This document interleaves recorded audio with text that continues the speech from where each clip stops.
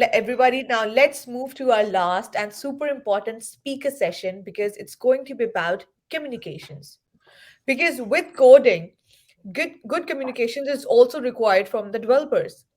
We have two amazing speakers with us to enlighten us all with their invaluable knowledge on this topic, especially for a multicultural environment.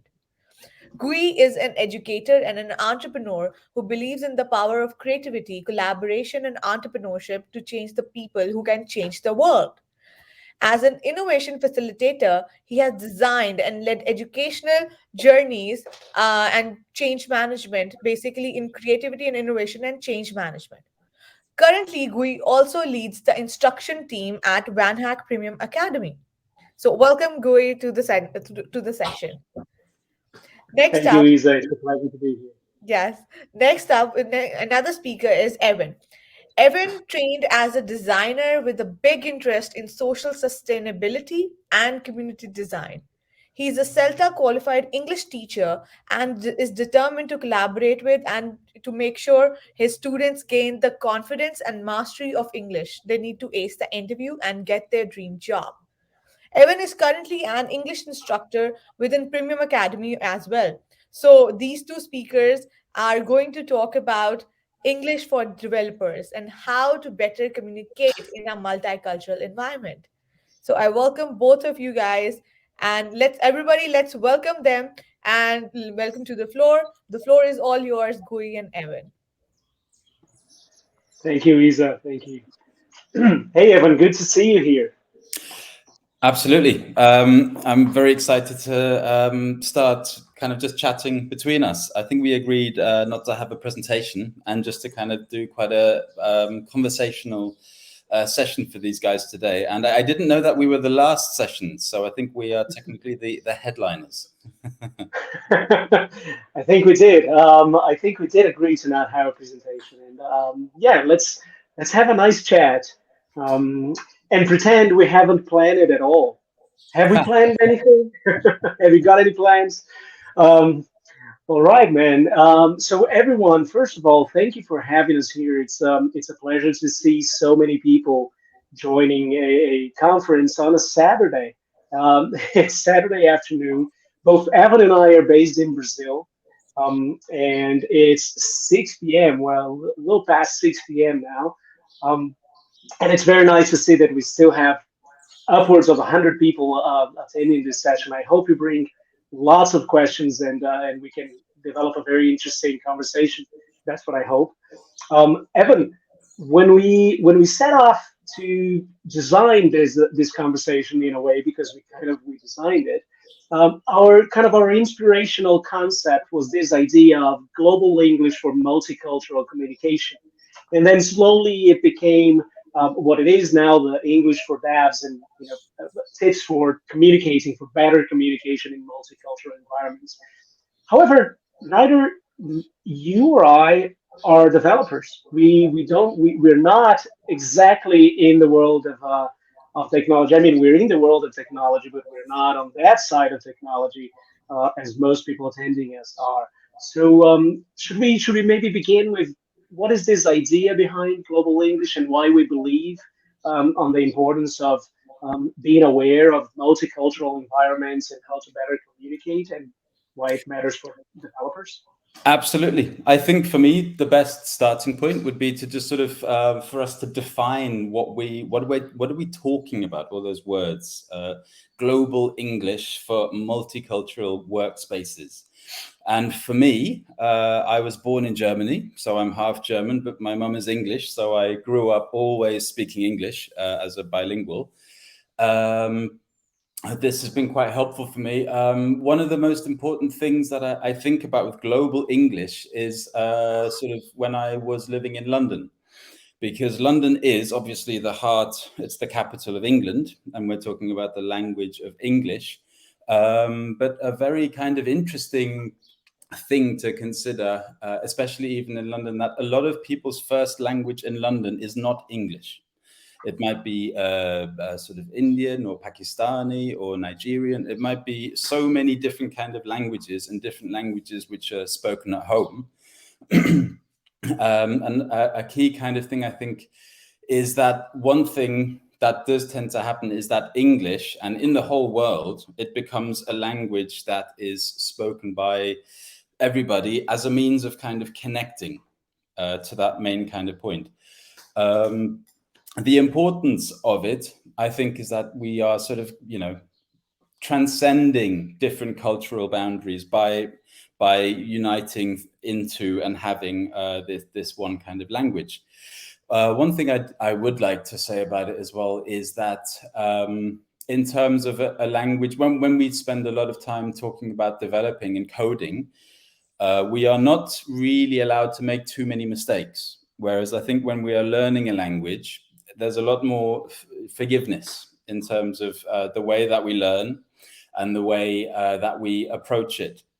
So I think one of the kind of key messages that I want to bring into the talk today is this idea of kind of enjoying the process as well, enjoying the process of learning and the sort of ups and the downs that we achieve. Because I also, being in Brazil, I'm learning Portuguese. So that is another a time when I'm, teaching in VanHack Premium Academy. I can always empathize with the students to kind of realize, they might be learning about something for the second or third time and not quite getting it, or when they do get something, or just build up that confidence. That for me, that's what learning a language is all about. And for us, I guess for VanHack, is we are trying to unlock opportunities for people all over the world. And for me, that unlocking comes from helping people develop their skills in speaking. But what does it mean to you, Guy? Global English for multicultural workspaces. Thank you for asking. And let me first say that I couldn't agree more with all that you said. I think one interesting fact here, it's been a while, but last time I did a little bit of research on this, and we had a conversation about this the other day. I think the ratio of non-native speakers of English and native speakers of English is somewhat like 4-1. So there's probably somewhere between 2.5 to 3 billion non-native speakers of English in the world, and only about 700 million or so that are native speakers, which meaning born and brought up in an English-speaking country. I myself am not a native speaker of English. I was born in Brazil, brought up in Brazil as well, and I picked up, I learned over the course of my life.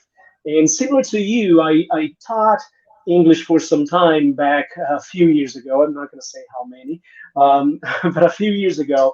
And one interesting thing that I used to answer is actually trying to help people clarify. And please, folks, those who are watching, if you have a question about that, please bring it up, bring it to us. It will be very interesting to talk about this. In Brazil, there's this kind of a common misconception that, and of course that misconception is also fed by some companies who are interested in the misconception, that if you're going to speak English, you're either going to speak American English or British English.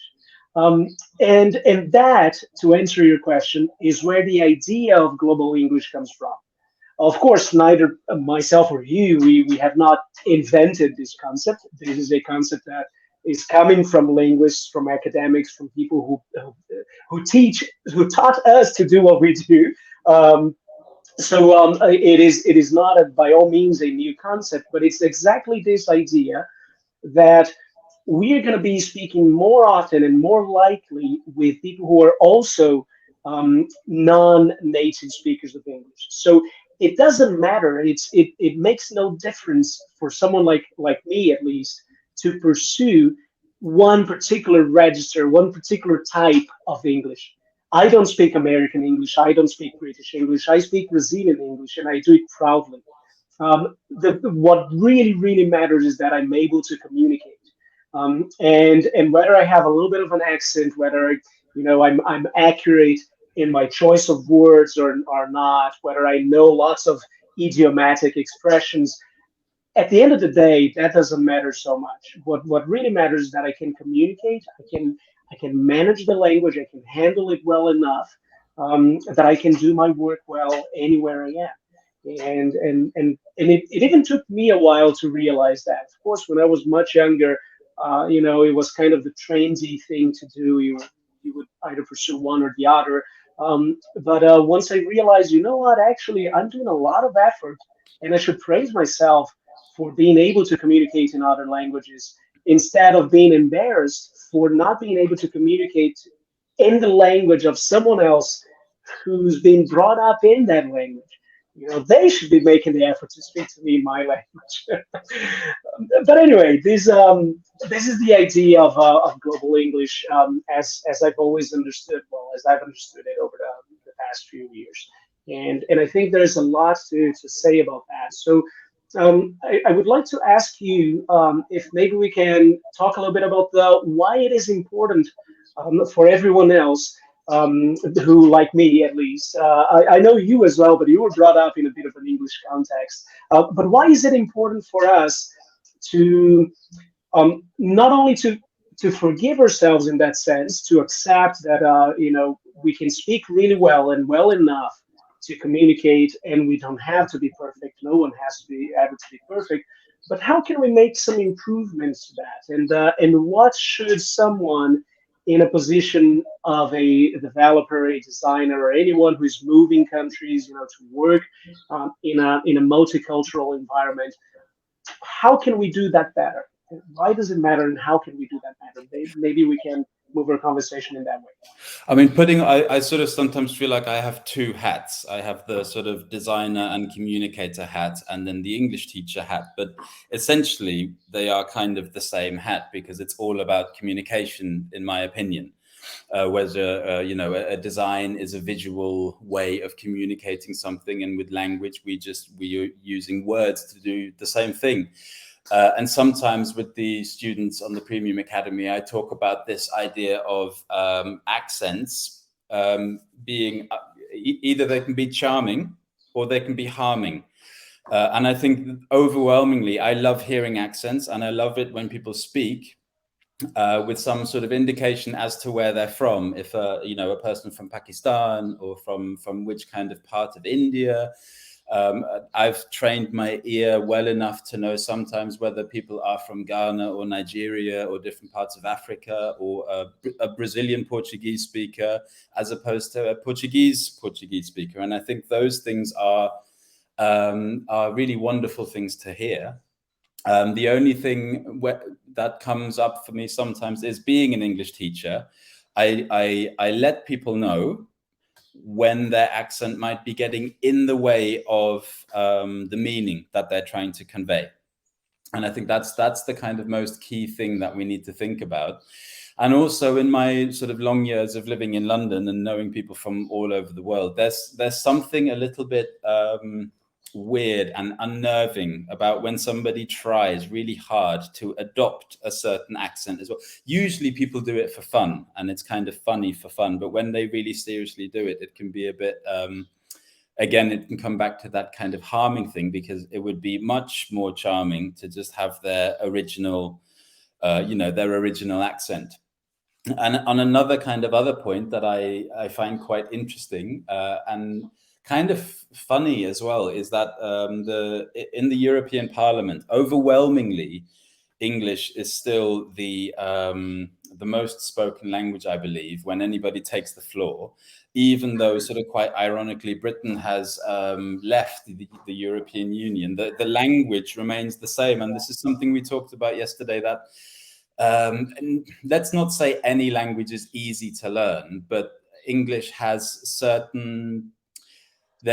you can say a lot more with a lot less words. And I think this is something that I'd like to sort of really bring home to students, or to the people we're talking to today, that sometimes saying something just really simply is all you need. You don't have to add all of these different aspects and sort of formalities or levels of the grammar that you've learned. I've had previously some students who are obsessed with grammar, and I just say, it's great. We can do grammar exercises, but life is not about multiple choice questions or ticking boxes or doing an IELTS exam. So even for, I take the approach on VanHack that I want people to be able to get the most from their, to be able to get the jobs that they want to do, but also to have the language in their pocket. So when they arrive in Canada or when they arrive wherever they want to go, that they can also, they can go to a bar, they can go to a restaurant, they can talk to people at the coffee machine, those kind of things. So I think that the most important thing is that it is all about communication. That's definitely the most important thing. Yeah, and I think one of the things you brought up is I can't understate this. It's so important. Is knowing how to move around that line, right? So as you put it, sometimes it's charming, sometimes it's harming. But where do you draw the line exactly, right? So how can we know that? And I think you probably have a few interesting anecdotes to share with us. I know I do. We have a few interesting stories to share. But one of the things I'd like to kind of take a quick detour here is I noticed that some people are asking on the chat for what reason my map over here is, according to them, upside down, and I want to and I just want to bounce back that question, and I'm going to throw it to you and say, is it my map that is upside down, or is it your mind? So just take that for a moment, take it in, play with that in your mind for our audience. Play with that a little bit. Isn't it your mind that is upside down instead of our map? You were talking about, Evan was just talking about the use of English in the European Parliament, and I find it very interesting that despite you know Britain taking a French exit, well, not so French, right? They were very very outspoken about it. Um, but leaving the European Parliament, and English is still used. I think that is the greatest proof the world needs, that if we do need it at all, but it's the ultimate proof that a language does not belong to the Queen. I would absolutely agree. Yeah. So not anymore. Buddy, where do you want to go with our conversation? I think we're doing well. Where do we want to go? Let's see. I think, going back to when it becomes harming, I have this sort of sneaking suspicion that the overwhelming part of our audience might be from Brazil. And one of the things that we can do, we can sort of just train our ears and train ourselves to understand, because people from Brazil have a certain set of, let's call it a certain set of baggage that they bring to learning something like English. People from Russia or Eastern Europe will have an entirely different kind of set of things that they sort of bring to the table. And this is because we have, I believe it is 42 muscles in our mouth to make sounds. That's the amount of muscles that we have. And like any other muscle that we move to do anything, if we're, if we make jewelry, we need to be very good at doing little movements, if we even code or whatever. That all requires everything kind of working in concert all together. So not only does our brain need to think about what it is that we're about to say, but it has to send those signals to our mouth as well. And that practice, I guess, is the kind of most key, important element of our sort of being able to grasp a language. And sometimes I say to my students that when they can't pronounce something, like, for example, a very nice one is Rio de Janeiro. So the city in Brazil, Rio de Janeiro. When I say like Rio de Janeiro.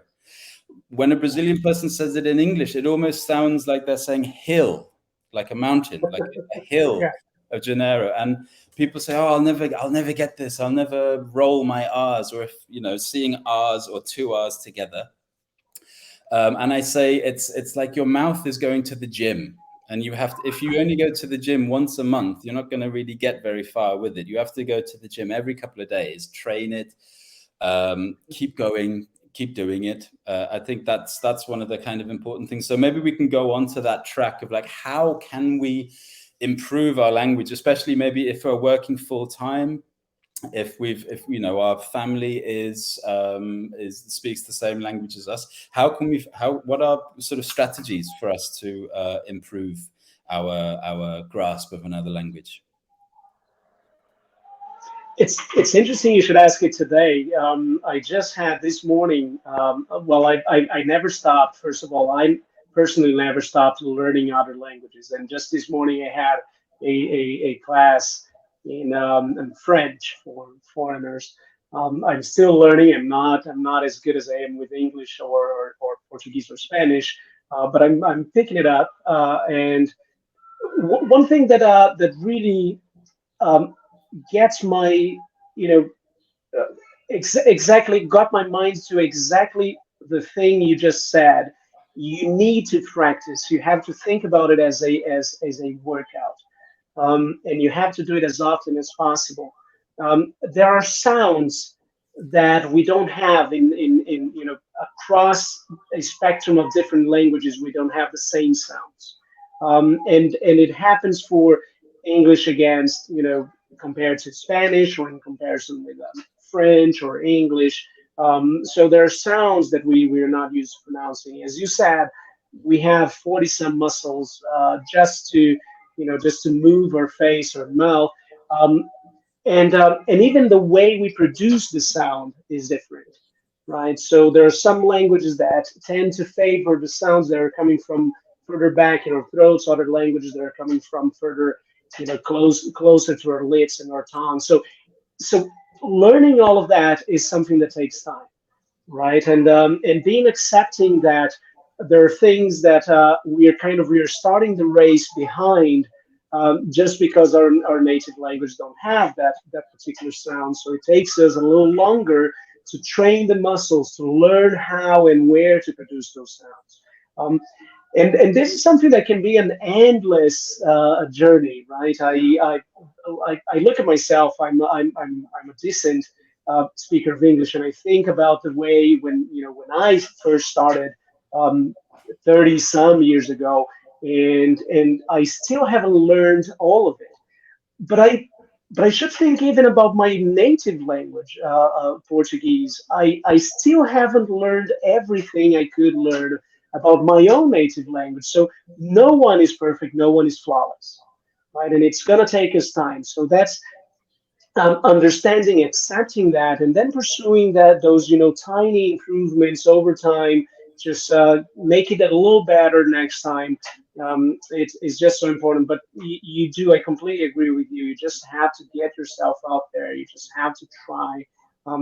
Allow yourself to make mistakes, and find that courage to just keep moving, keep trying, and keep learning. Um, but wonderful. Such a good topic. I feel like we could stay here for another 2 hours just discussing this. Shall we move on a little bit? Is there any other thing we can talk about? Do you have something in mind? I guess I can reflect a little bit upon the VanHack Premium Academy sessions as well, and this brings together some elements of what you do with your innovation consulting. In most lessons, I try to create a little bit of space for students to work in groups. To do either a sort of argue and agree, or do and discuss, or co-create, collaborate, communicate. And this is about kind of like grouping people together so that they can sort of solve some kind of, usually an open-ended kind of, they're not questions with answers. I think those are the best questions in life. So about sort of rating or ranking, or some of those kind of exercises where people have to communicate, and in that sort of 10 or 15 to 20 minutes there, they've got the space, they've got the floor, and they've got the ability within them to sort of form a small team and then communicate within that team. And invariably there's people at different levels or with different skill sets in their language. But I wondered, from your sort of idea of thinking about innovation, what do you think? How do you think English plays an important part in when, you know, different people have different skills and different approaches? How can they use English to kind of to lubricate the gears and for everything to kind of work together smoothly after that? Man, that's a great question. Thank you for that. There's so much in common. There's so much I can say about that. First of all, one, it is known nowadays by experts in learning that problem solving is one of the most effective ways of learning anything, right? Just finding a problem to solve. And when the problem is communicating in a foreign language, um, that turns into having to negotiate meaning. And as you have studied and I have studied teaching English as a foreign language, we know that that's a big part, a big and important part of learning any foreign language. You on occasion you need to be confronted with the options, and even if you have limited skills, with your limitations, you need to negotiate to use what you have, to use your resources to negotiate meaning. Um, so when it comes to working in a multicultural environment, all of that comes together to this particular friction that is the very core of the creative process. That is one of the most important things, and right there, you are creating meaning. So it is not about one of the things that I enjoyed that I would always tell my students was it is not about being right on the first time. Don't worry, when you're talking to someone, you're gonna have a second chance, you're gonna have a third chance, they're going to help you. So there's this moment of collaboration when you see someone trying to convey a message. And if they're unable with the words they have, with the skills they have, other people who are interested in the collaboration, they're gonna come to rescue. So they're gonna help you, and you're gonna learn right then, right there. So don't worry if you don't know something precisely what you have to, what you want to say. Just again, have the courage to try, negotiate meaning, try to find ways around, and then others will help. So the question you brought up is fantastic because it has a lot to do with exactly what I do professionally, which is teaching people to think and act creatively. And one another side note, most of my work particularly over the past 5 or 6 years, has been with in English and with non-native speakers of English.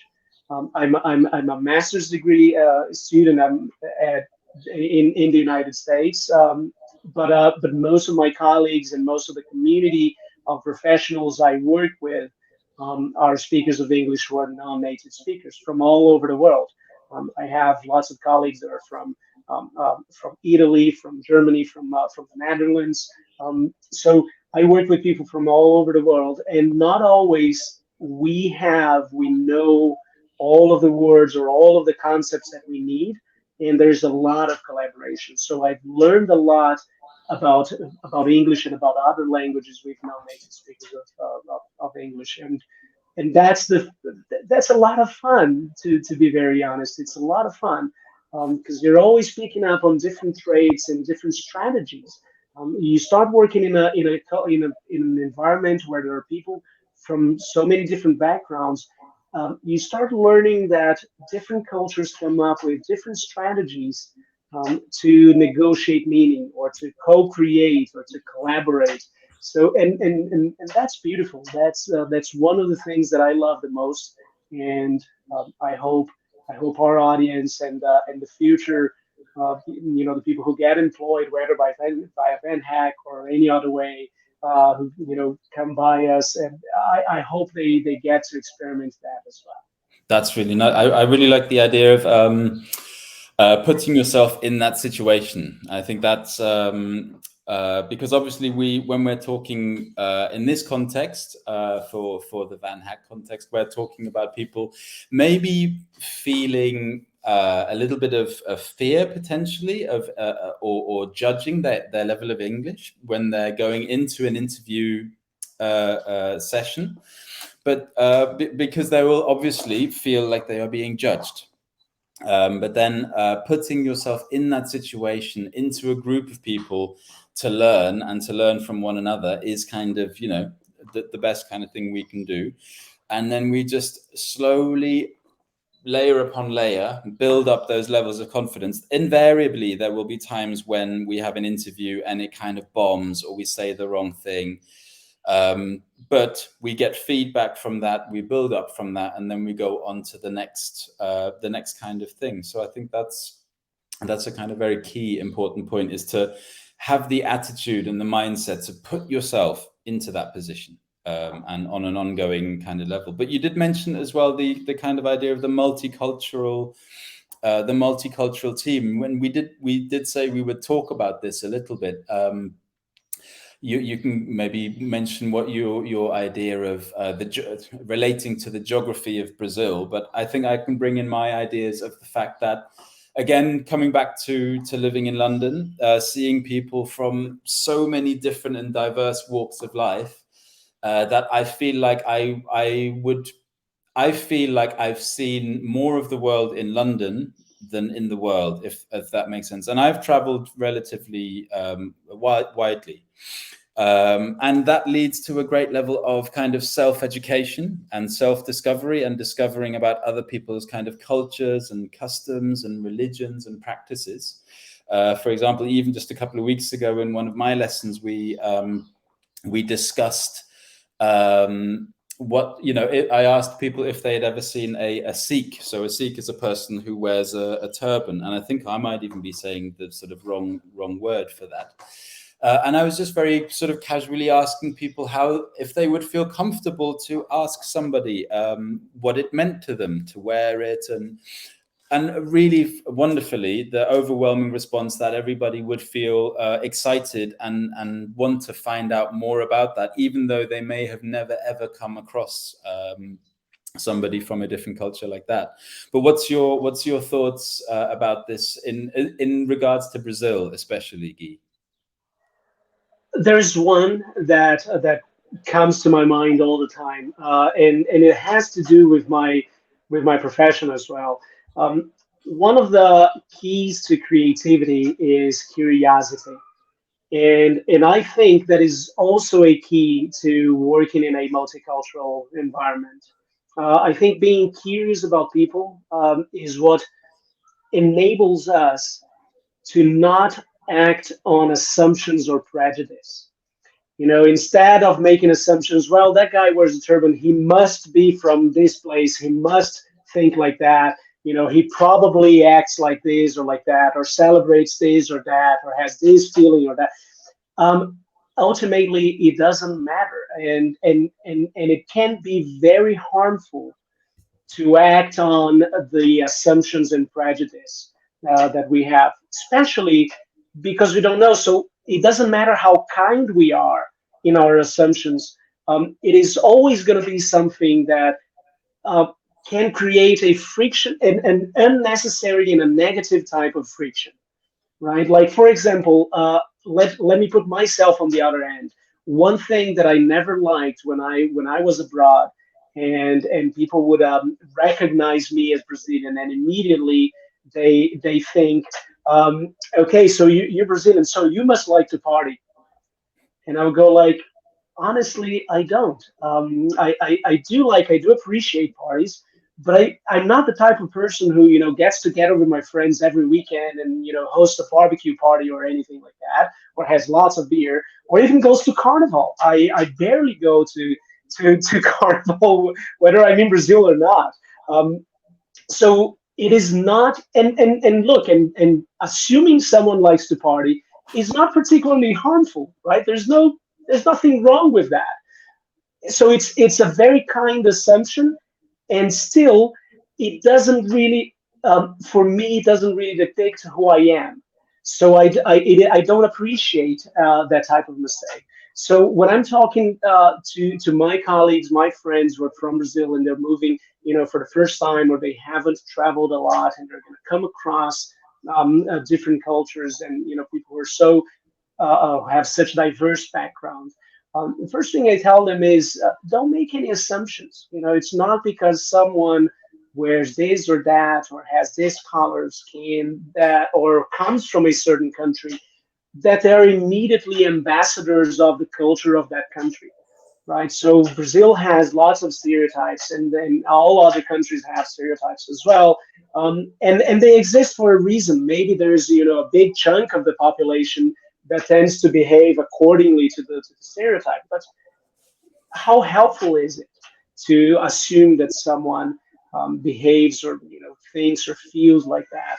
So being curious, I would say, is one very, very important trait to deal with cultural shock, and to deal with that a multicultural environment where you're going to have the greatest opportunity of all, which is the opportunity to learn and open your mind. And a mind that has been opened never goes back to the same size it was before. At this stage, I definitely, I loved what you said, but I also wanted to just invite people into the Q&A. I haven't really been monitoring it so much. So if someone had written a question above, I wanted to really invite people to give us some questions and ask us, because we are very slowly drawing to a close, but we will at some stage stop talking. And I think it's really important that your questions are answered as well.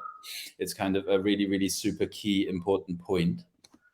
Another kind of a little bit of a silly point that popped into my mind is I was looking at something the other day where I needed to convert a certain specific file type to a certain specific other file type in a very technical way. And I just realized how absolutely how lucky I am that, and I researched this, a third of all YouTube videos are in English. So all kind of instructional videos. And I kind of realized, gosh, also being in Brazil, I guess my algorithm is a little different, where I do get a lot of sort of Spanish and Portuguese tutorial videos, unless I put enough English words into my inquiry. And it's a good test for me, because I realize that some of these videos I can do in Portuguese, but not for specific, very difficult, complicated, the simple things. I definitely can. But again, it's that kind of idea of learning a language is also a tool for us. If we need to do something, it can open a door for us in that kind of a way. Yeah, it totally is. I remember when I first started back in the day, my language school. I remember thinking, trying to come up with our mission statement, and I wanted it to be a very honest mission statement. And I thought, okay, so what does it mean to me to learn a different language? And I came up with this. Of course, I'm not inventing anything. I don't want credit for anything, but the idea that languages are like bridges.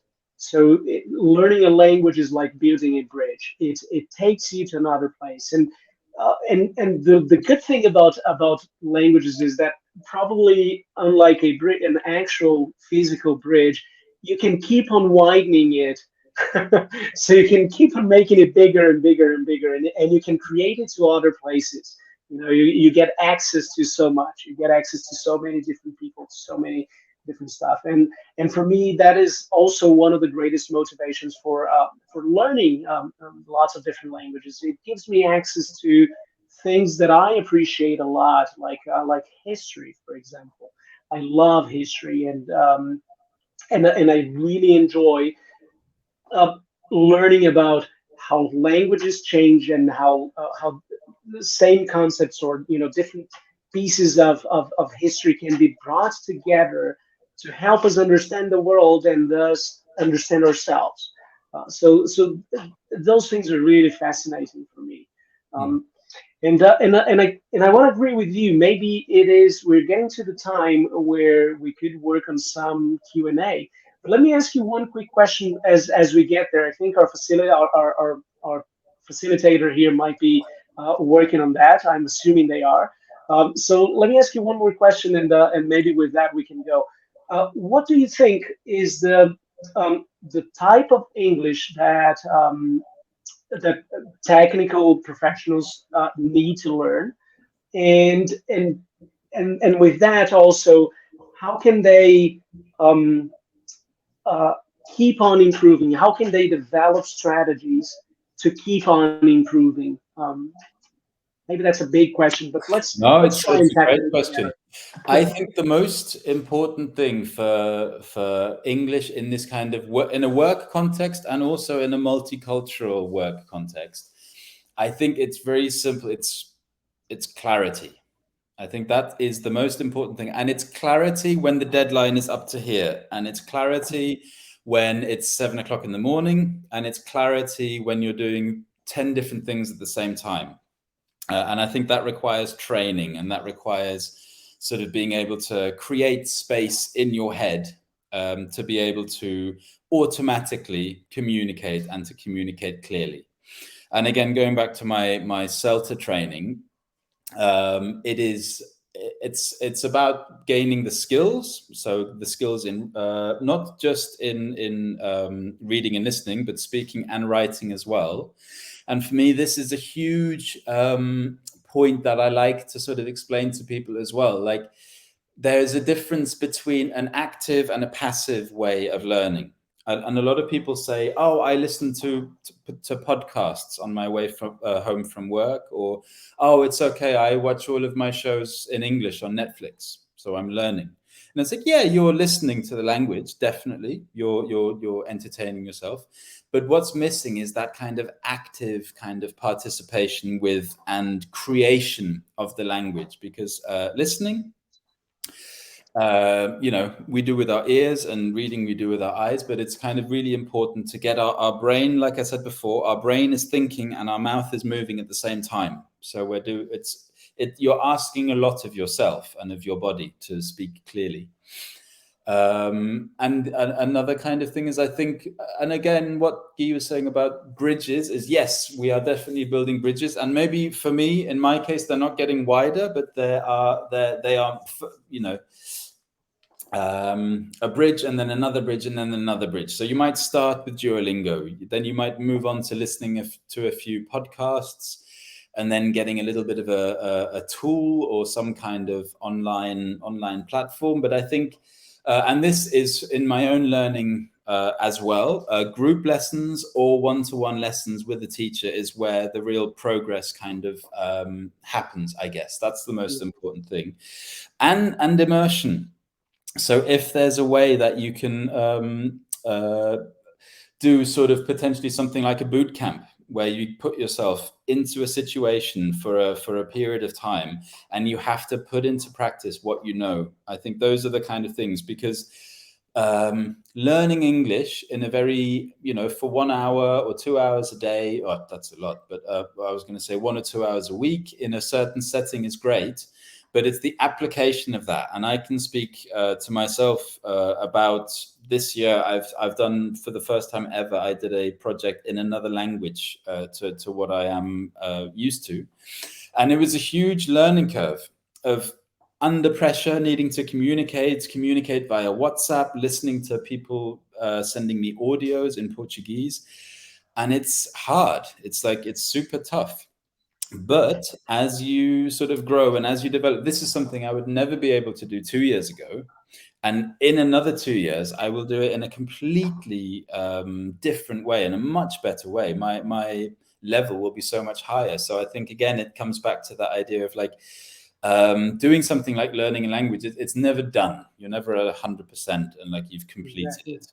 I think, Yeah. even me, I love reading. I love literature. I'll never say I know everything there is to know about English. It doesn't exist, because as soon as you learn the grammar is the time that you start to break the rules of the grammar. Perfect. Fantastic. Thank you for that, Evan. That's um, very good testimonial, and very good way for us to wrap our our conversation and move into Q&A. I've been told that we're ready for that. Oh, Isa, your mic is closed. Why I keep forgetting, sorry. Thank you so much for this was really interesting to know all the things about, how much it's important and how much English is important, other than also with of course coding is important, but communication is most important thing. So yes, that was really insightful. Thank you so much. Now we'll move on to the questions. We have some great questions. So we have a question from Jonathan. I think I have an advanced English level, but sometimes I get stuck in some sentences because I'm thinking in Spanish, translating into English at the same time. Can this be harmful for me? I could feel this one straight off the bat. I don't know if it's going to necessarily harmful. It depends on how you define harm. But it could get you into a little bit of trouble. Yes, this is a fantastic time to use my great example of smoking. So for people from Brazil, or Portuguese speakers and Spanish speakers, your use of the infinitives is a little bit different, and that's where you can sort of definitely sometimes get into a bit of a. It's only harmful if the meaning changes, if you understand what I mean. So a great example is for me to say, "Oh, I stopped smoking," which means I no longer smoke. I have given it up. It's a habit that I had, and I no longer do it. Whereas if I say, I was walking down the street and then I stopped to smoke, that means a completely different thing. That means I have stopped where I am and I'm lighting a cigarette and I'm going to have a cigarette. So it is a completely different meaning, and it gives a completely different idea of who I am, what I'm talking about. And that's when it can get you into a bit of trouble.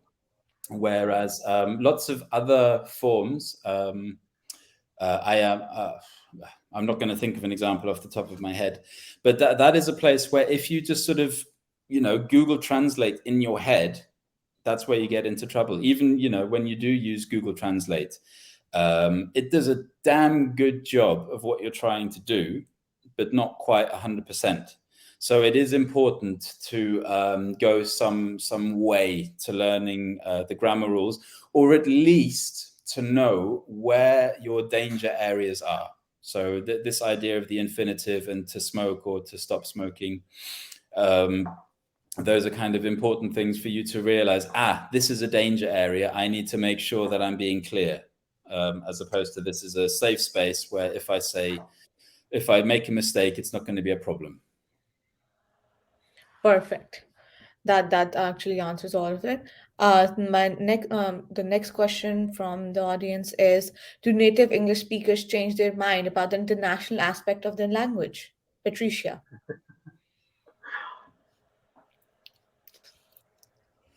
I'm going to take that one as well, Evan. You're closer to being a native speaker than I Okay. am. If I understand correctly, do native English speakers change their minds about the international? I understand. Okay, yes. So that's very interesting to think that as a native speaker, that I don't think so. I know from experience that some people who are native speakers can be disrespectful and they can be harsh and they can be mean. But those are the sort of people that in life we just shouldn't really have anything to do with, ideally, if we can avoid it. But there's a great, I'm not going to remember it correctly, but there's a fantastic quote, which is, if you ever hear someone speaking English in a non-native or in a broken accent, that means that that person potentially speaks one or two or three or four other languages. And if you speak perfect English, but only perfect English, you only speak one. And that's not particularly impressive to anybody. So, of course, I love hearing people speak at all different levels and of trying. And also, I'm very lucky in my Portuguese that I've never come across anybody who has criticized me when I've not been able to express myself, or when I've made some mistakes. So coming back to this idea, I think anybody who thinks that language belongs to anybody is mistaken, because I think it's between all of us. It literally is between all of us. I That's can complement briefly that answer by saying I've never come across um, any native speaker of English who has at least a tiny bit of cultural sensitivity, who wouldn't understand and try to accommodate and adapt to the needs of the group they're working with.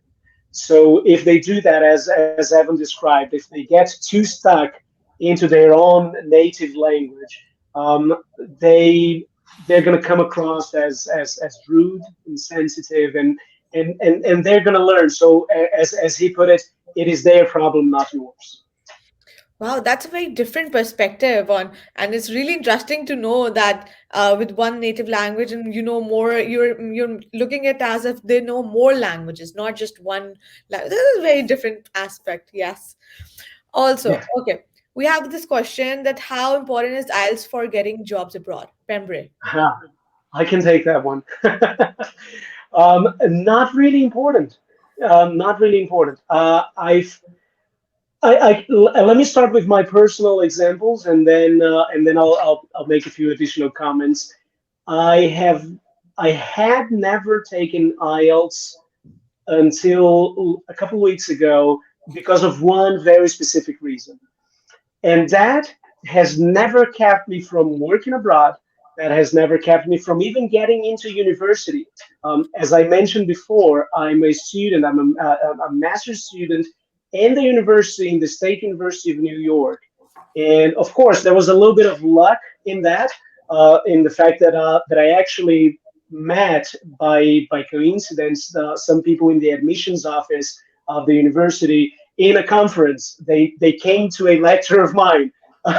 so, so they met me, and when I applied for the program, because I was recruited to it, when I applied, they said, "Well, you don't even need a proficiency exam. We're going to let you in without that." That was a bit of a coincidence, I know, and a big time, privilege and all of that. I completely understand. But the point is, IELTS is only one form. So is TOEFL and other proficiency exams. They're one form of getting feedback. Let's say certified feedback on how well you speak a certain language. It is not a reflection of how good a professional you are, and it is not an impediment to getting a job abroad.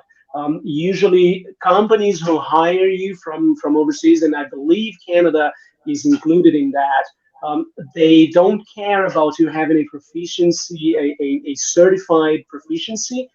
They care about you being able to communicate well enough. So they may or may not adopt one type of English examination process, but often they will do it on their own. Or during the interview, they will realize how well you can speak, how well you can communicate. So by all means, having a proficiency, a particular grade in a proficiency exam is not a requirement for getting a job abroad. I can tag a tiny bit onto the end, which is I actually did the IELTS, and I think I must have been about 9 years old, and this was quite a traumatic experience for me because I am bilingual. I speak both languages, but it was a requirement of my school when we moved from Germany to England, and it was a requirement of the school that I take this. But it turns out that I am dyslexic. So as anybody who is dyslexic will find out, any kind of test or exam that tries to put people in boxes doesn't manage to do that very well for people who have dyslexia. So for me, these they're very nice, ways of giving ourselves a grade, of grading ourselves and having a certificate. But life is not about, kind of like I said before, ticking boxes or choosing the right option from a list. It's much, much more complicated than that. So I think the way of learning in a much more holistic way is much more important. But That's not to say that those exams aren't important, because they are. Otherwise, they Hmm. wouldn't exist. But for the sake of, I think, what we're talking about here and the context in which we're talking for these kind of job processes, if it's the sort of thing that appeals to you, go for it. But if you know, if it's not, there's other approaches. Yes. Makes sense. It's also needed, but it's not compulsory. That's very good to know for jobs abroad. So as we're taking the last question now, because we are about to conclude this event and we're short on time. So any tip, final tip to practice English alone, especially speaking skills? Who doesn't speak to themselves? I speak to the many different voices in my mind all the time. Look, Vinicius, there are many things you can do, but I'm going to challenge your question a little bit, and I think Evan can then comment on that. Um, I don't think you should rely solely on practicing alone. I think I believe, I honestly believe you should find ways of getting feedback. Working with someone else, if it's a friend, a teacher, however you might find it, you should really try and get feedback.